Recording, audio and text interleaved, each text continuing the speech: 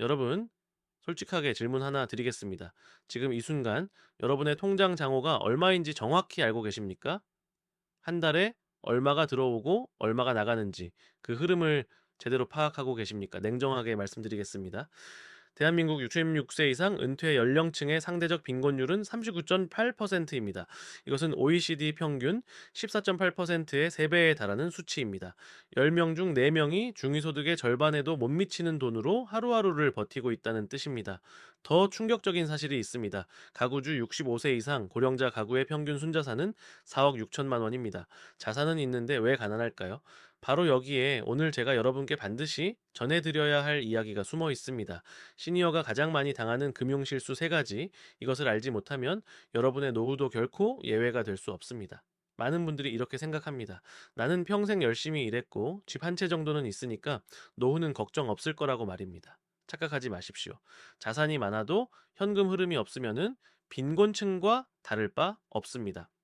부동산 자산 4억 원을 보유해도 월세나 주택연금으로 전환하지 않으면 정작 통장 잔고는 텅 비어 있습니다. 자, 여러분의 모습은 어떻습니까? 자, 혹시 집값이 올랐다는 소식에 뿌듯해하면서 정작 이번 달 병원비는 어떻게 낼지 고민하고 계시지는 않습니까? 국민연금 평균 수령액이 60만 원에 불과한 현실에서 1인 가구 적정 노후 생활비는 월 177만 원이 필요합니다. 이 격차를 어떻게 메우실 겁니까? 그 은퇴자 설문조사에서 47.2%가 자산 관리 준비 부족을 가장 후회한다고 답했습니다. 흥미로운 점은 돈의 양이 아니라 관리 시점을 후회한다는 것입니다. 첫째, 시니어가 가장 많이 당하는 금융 실수는 바로 무모한 투자와 사기 피해입니다. 미국 60세 이상 시니어들이 금융 사기로 평균 10만 달러, 우리 돈으로 약 1억 3천만 원의 피해를 당했다는 통계가 있습니다. 대한민국도 예외가 아닙니다. 보이스피싱 피해자의 65%가 50대 이상 어르신들입니다. 2023년 보이스피싱 피해액 1,931억 원 중 60대 이상이 700억 원으로 36.4%를 차지했고 50대까지 합치면 무려 65%가 넘습니다. 왜 그럴까요? 여러분의 뇌는 기본적으로 변화를 싫어하도록 설계되어 있습니다. 익숙한 것에 안주하고 새로운 정보를 검증하는데 에너지를 쓰기 싫어합니다. 그래서 검찰입니다. 금융감독원입니다. 이런 말에 순간적으로 당황하고 판단력이 흐려지는 것입니다. 더 큰 문제는 퇴직금을 무모하게 사업에 투입하는 경우입니다. 많은 분들이 퇴직 후 새로운 삶의 전환점으로 치킨집, 카페, 편의점을 떠올립니다. 하지만 경험 없이 시작하고 시장 조사나 사업 운영 능력이 부족한 채로 퇴직금 전부를 투자하거나 대출까지 더해 올인하는 경우 실패했을 때 재기할 수 있는 기반조차 사라집니다. 젊은 시기에 공격적인 투자는 실패를 만회할 시간이 있지만 고령자에겐 회복 기간이 없습니다. 이것이 현실입니다.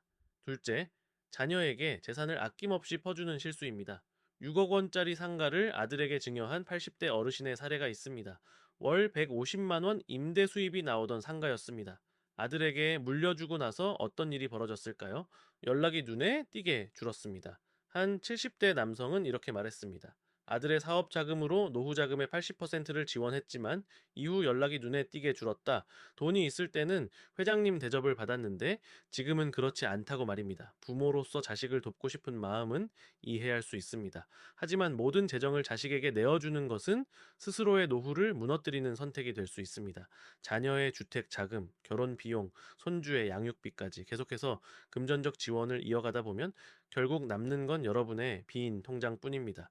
문제는 이러한 지원이 습관이 되어버리면 자식도 부모의 여유를 당연하게 받아들이고 부모 본인도 멈추는 시점을 놓치게 된다라는 점입니다. 여러분, 정말 그렇게 해서 행복해지셨습니까? 자식과 부모는 경제적으로 분리된 존재라는 점을 인식하십시오. 어설프게 재산을 물려주면 자녀에게 독이 될 뿐만 아니라 여러분 자신의 노후까지 위협받게 됩니다. 셋째, 금융상품 불안전 판매의 함정에 빠지는 실수입니다.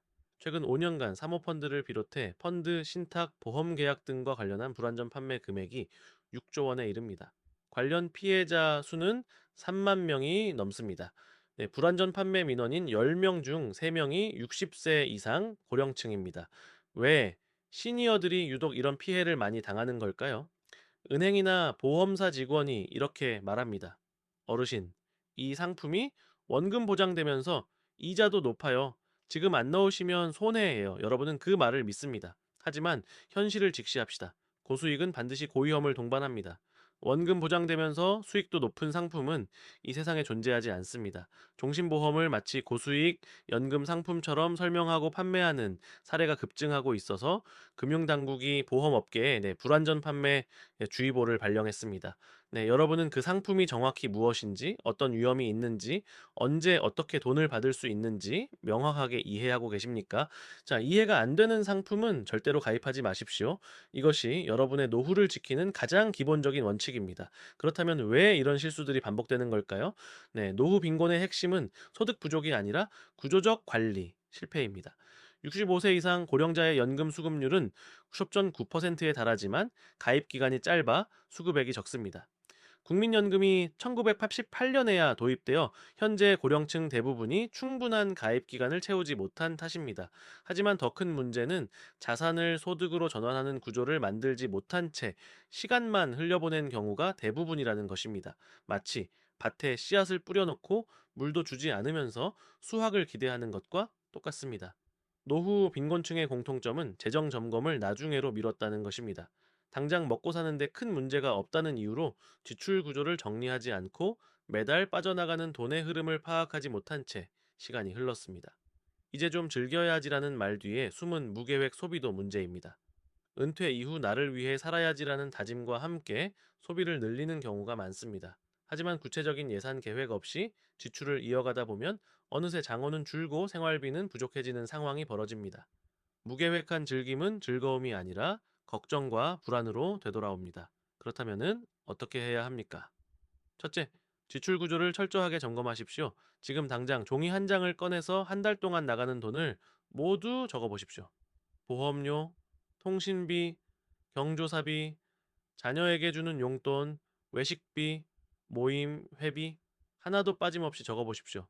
그리고 그 중에서 진짜 필요한 지출과 습관적인 지출을 분리하십시오. 장담컨대 매달 50만 원 이상은 줄일 수 있는 항목이 나올 것입니다. 나이가 들수록 수입은 줄어들고 의료비나 생활비처럼 반드시 써야 하는 돈은 늘어나게 됩니다. 이럴 때 무심코 반복하는 소비 습관 하나하나가 전체 노후를 뒤흔들 수 있습니다. 명품 가방, 외제차, 고급 모임 참석 등은 겉보기엔 성공적인 노후처럼 보일 수 있지만 실상은 불필요한 지출을 반복하는 길일 수 있습니다. 노년에는 겉모습보다 내실이 훨씬 중요합니다. 둘째, 자산을 현금 흐름으로 전환하는 시스템을 구축하십시오. 부동산이 있다라면 주택연금을 진지하게 검토하십시오. 집에 살면서 매달 연금을 받을 수 있습니다. 금융자산이 있다라면 원금 손실 우려가 낮고 수익 예측이 가능한 상품으로 재배치하십시오. 이해가 안 되는 상품, 누군가 강하게 권유하는 상품, 수익률만 강조하는 상품은 무조건 피하십시오.